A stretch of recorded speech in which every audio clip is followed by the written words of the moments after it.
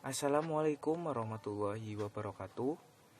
Perkenalkan, nama saya Muhammad Syafi'i dari program studi D3 Elektro Politeknik Muhammadiyah Tegal. Kali ini saya membuat video pembelajaran dengan tema protokol model OSI. Apa itu OSI? Ketika ISO membuat standarisasi protokol, maka terciptalah sebuah standar model referensi yang berisi cara kerja protokol. Model referensi yang kemudian disebut dengan Open System Interconnection atau OSI. Berdasarkan dokumen rekomendasi 10-200, standar OSI ini memiliki 7 layer. Tiap layer ini memiliki definisi fungsi yang berbeda. Sebelum munculnya model referensi OSI, sistem jaringan komputer sangat tergantung kepada pemasok atau vendor. OSI berupaya membentuk standar umum jaringan komputer untuk menunjang interoperabilitas antar pemasok yang berbeda. Dalam suatu jaringan yang besar, biasanya terdapat banyak protokol jaringan yang berbeda. Tidak adanya suatu protokol yang sama membuat banyak perangkat tidak bisa saling berkomunikasi. Model OSI menjadi semacam referensi atau acuan bagi siapa saja yang ingin memahami cara kerja jaringan komputer. Di sini ada gambar model OSI 7 lapis. Application, Presentation, Transport, Network, Data Link, dan Physical. Atau kalau mudah diingat, kawan-kawan bisa mengingat anak Pak Soleh, tidak nakal, dan pintar. Kita ambil huruf masing-masing depannya. Adapun fungsi masing-masing dari ketujuh layer tadi. Yang pertama, application layer. Menyediakan jasa untuk aplikasi pengguna. Layer ini bertanggung jawab atas pertukaran informasi antara program komputer seperti program email dan servis lain yang jalan di jaringan, seperti server printer atau aplikasi komputer lainnya. Presentation layer bertanggung jawab bagaimana data dikonversi dan diformat untuk transfer data.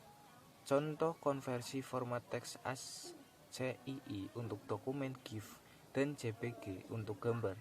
Layer ini membentuk kode konversi, translasi data, enskripsi, dan konversi. Session layer menentukan bagaimana dua terminal menjaga, memelihara, dan mengatur koneksi, bagaimana mereka saling berhubungan satu sama lain. Koneksi di layer ini disebut session. Transport layer bertanggung jawab membagi data menjadi segmen, menjaga koneksi logika end-to-end antar terminal, dan menyediakan penanganan error atau error handling. Network layer bertanggung jawab menentukan alamat jaringan, menentukan rute yang harus diambil selama perjalanan, dan menjaga antrian trafik di jaringan. Data pada layer ini berbentuk paket. Data link layer menyediakan link untuk data, memangkatkannya menjadi frame yang berhubungan dengan hardware, kemudian diangkut melalui media. Komunikasinya dengan kartu jaringan, mengatur komunikasi layar fisikal antara sistem koneksi dan penanganan error. Dan yang terakhir, physical layer bertanggung jawab atas proses data menjadi bit dan mentransfernya melalui media seperti kabel dan menjaga koneksi fisik antar sistem.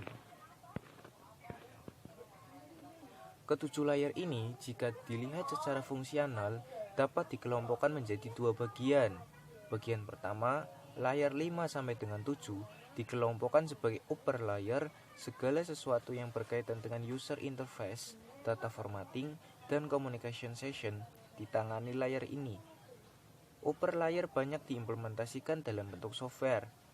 Bagian kedua, layer 1 sampai dengan 4, dikelompokkan sebagai lower layer.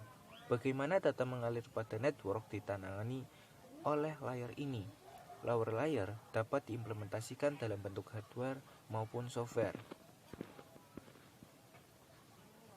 Tujuan utama penggunaan model OSI adalah untuk membantu desainer jaringan memahami fungsi dari tiap-tiap layer yang berhubungan dengan aliran komunikasi data, termasuk jenis-jenis protokol jaringan dan metode transmisi. Model dibagi menjadi 7 layar dengan karakteristik dan fungsi masing-masing.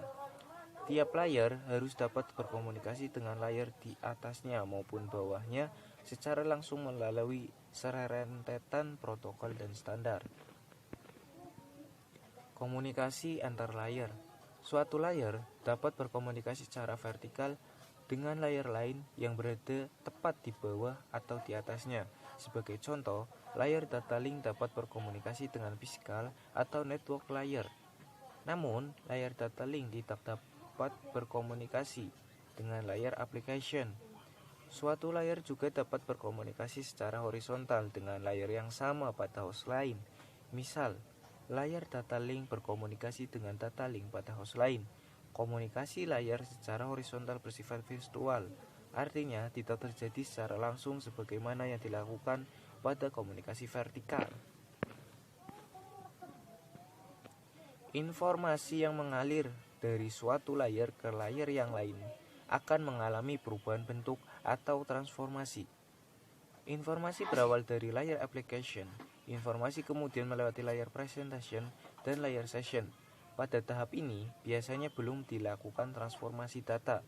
Informasi yang melalui ketiga layar ini disebut PDU atau Protokol Data Unit atau data saja. Setelah sampai di layar transport, data akan mengalami transformasi ke bentuk lain yang disebut segmen. Segmen mengalir ke layar network dan kemudian diubah menjadi paket atau kadang disebut datagram. Paket mengalir ke layar data link dan diubah menjadi frame. Terakhir, frame mengalir ke fisikal dan diubah menjadi bits atau bit-bit. Pada layar ini, bit-bit diubah menjadi besaran fisik seperti arus listrik, gelombang elektromagnetik, dan sebagainya. Demikian video pembelajaran yang saya sampaikan. Apabila ada kesalahan kata, mohon maaf. Sekian dan terima kasih. Wassalamualaikum warahmatullahi wabarakatuh.